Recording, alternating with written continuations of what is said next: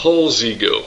You know, I still remember the first time I saw one of your videos. It was the parody that you did of One Less God, when One Less God and I were having our big epic flame war in 2006, and I liked your video so much I featured it, and I never guessed back then that you would take on such a life of your own and become such a prominent fixture here on YouTube, which you really have.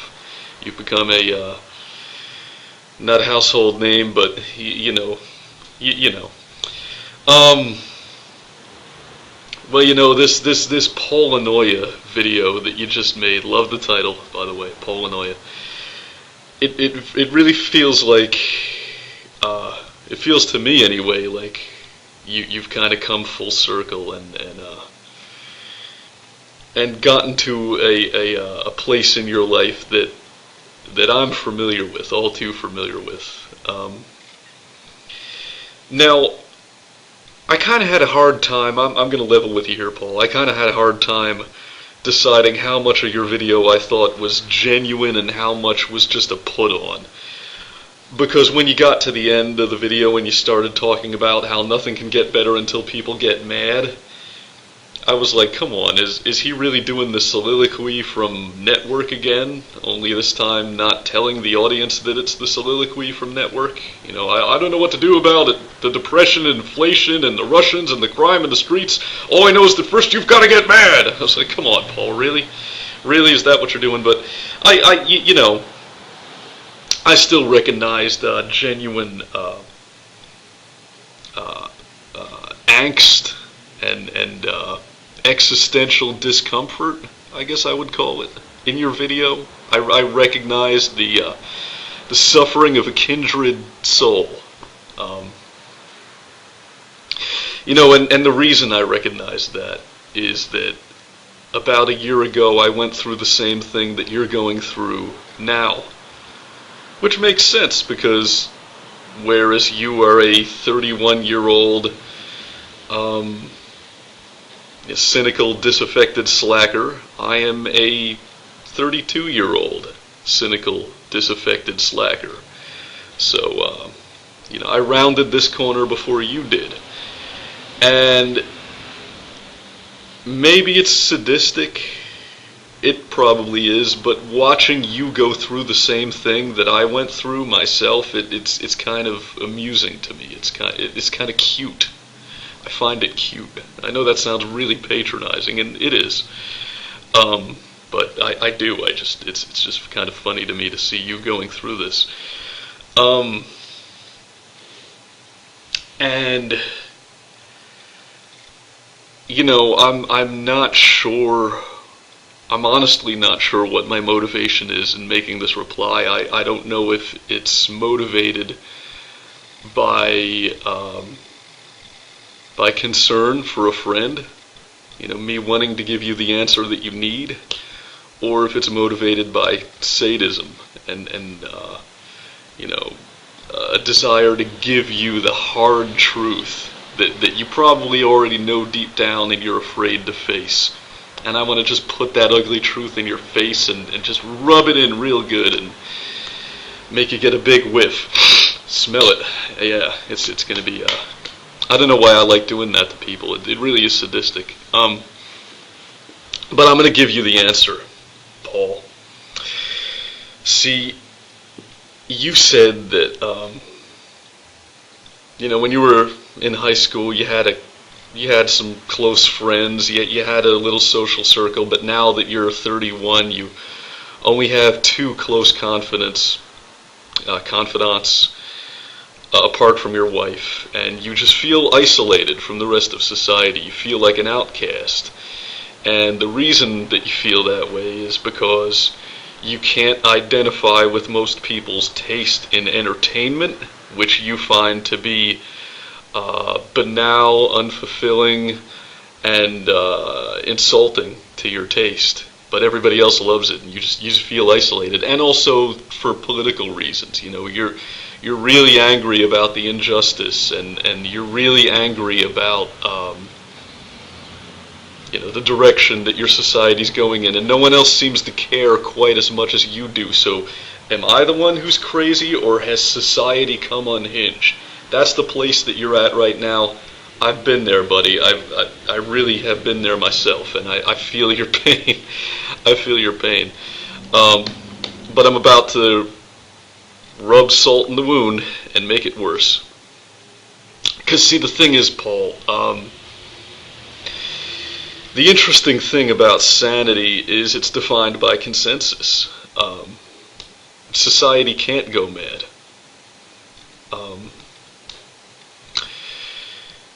There's a reason why, if I believe that Jesus Christ talks to me, they're not going to lock me in a mental asylum. Whereas if I believe that my 2002 Ford Focus talks to me, I would get put away. And that's because thousands of people believe that they have a personal relationship with Jesus, and not too many people believe they have a personal relationship with their automobile. Consensus defines what sanity is.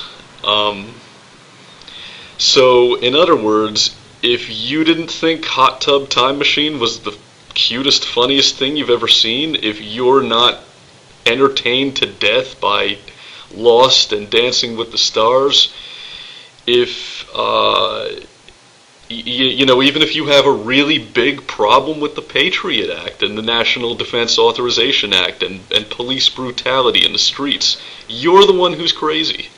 You're the one who's wrong. And I'll actually take it a step further. Paul, you're a villain. You are the bad guy. You're Cruella de Vil from 1001 Dalmatians. You're or was it 101? Whatever. You're the evil queen from Snow White. You're Jafar from Aladdin. You are the bad guy. And well, so many movie references in this. This is what happens when two actors talk on the internet. I got to make another one though. Do you remember Falling Down with Michael Douglas? That was one of my favorite movies when I was a kid. I rented it over and over again, back when you had to rent stuff instead of just stealing it. My favorite line was when Robert Duvall, who plays the cop, is arresting Michael Douglas at the end of the movie, and Michael Douglas says, "I'm the bad guy," and Robert Duvall says, "Yeah, you're the bad guy." And he says, "How'd that happen?" With this genuine confusion in his face. It happens like this, Paul. You stray from the flock.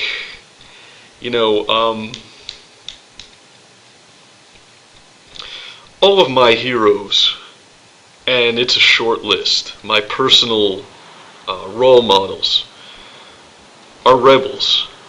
That short list includes Henry David Thoreau, Jack Kevorkian, Timothy McVeigh.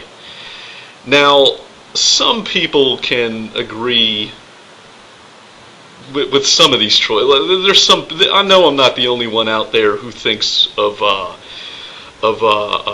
Jack Kevorkian as a hero, for example. A lot of people understand how he's like a champion for individual, civil liberties.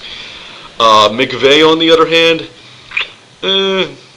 not a big fan club. Not a lot of support out there. I tell most people that, and they look at me like I'm a monster, and I suppose I am.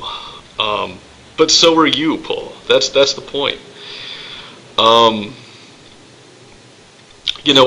reached the same point that you reached about a year ago. Like I said. I'm not sure what it was that made it hit home for me.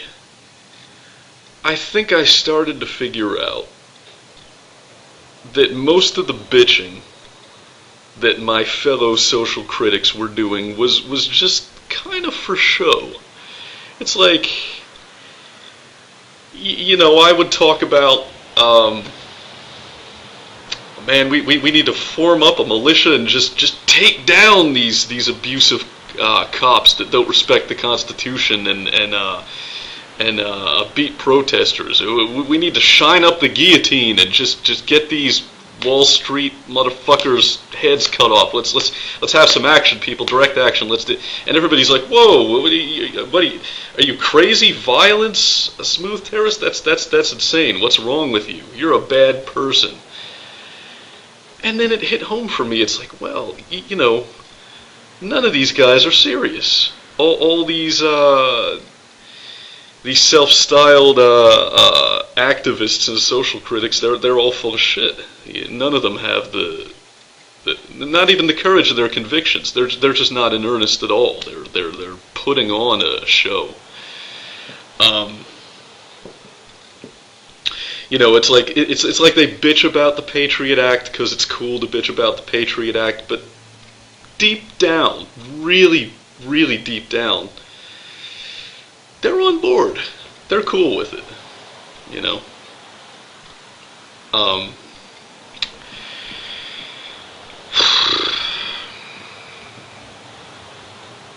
There's a documentary that I'd like you to check out, Paul, since you recommended one to us.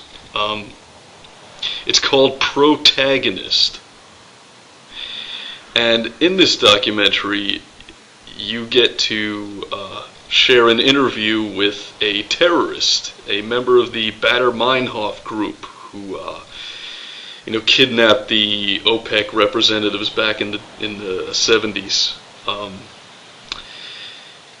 The great thing about that interview in this documentary, once again the documentary is called Protagonist, is that you really get to see the progression of how someone becomes an international terrorist. You get to see how a regular small-town boy grows up and decides, hey, I'm gonna join a terrorist cell. And what you find out is that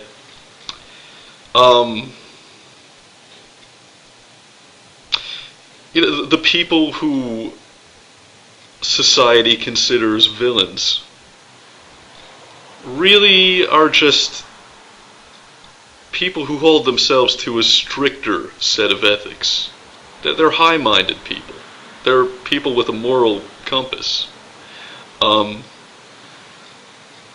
Let's look at the example of the first rebel, Lucifer. Right. First God creates the angels, and then He creates man, and He says, "Guess what, angels? You're not going to serve me anymore. You're going to serve these bipedal humanoids." And all the angels are like, "Yeah, okay, you're the boss. We serve men now." Except Satan. He says, "No, God, I only serve you. I'm not going to. I love you. You're the only one who I will give my allegiance and service to, not these mortals. Fuck them." And for that, cast down to the lake of fire.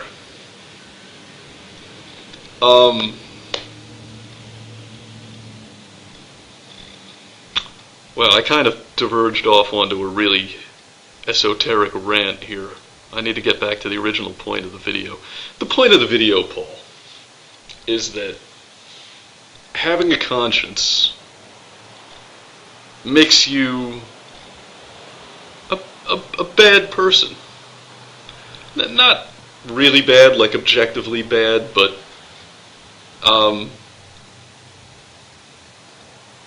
subjectively, you're a villain. You're the bad guy. How does it feel? How does it feel to know that society's turned its back on you, that you are the outcast, that you belong in a prison or strapped to a gurney getting lethal injection? How does it feel to know that there's no going back? That you can never force yourself to enjoy the stupid, banal things that other people do, to take pleasure in the same things they do? How does it feel to know that everybody else is cool with invading Iran? They're just pretending they don't like it. How does it feel to be the bad guy? This is going to be a good thing for you, Paul. One of two things are going to happen. One, you're going to freak out and you're not going to be able to accept this, and you're going to try to force yourself to be something you're not. Or two, you're going to internalize it and roll with it.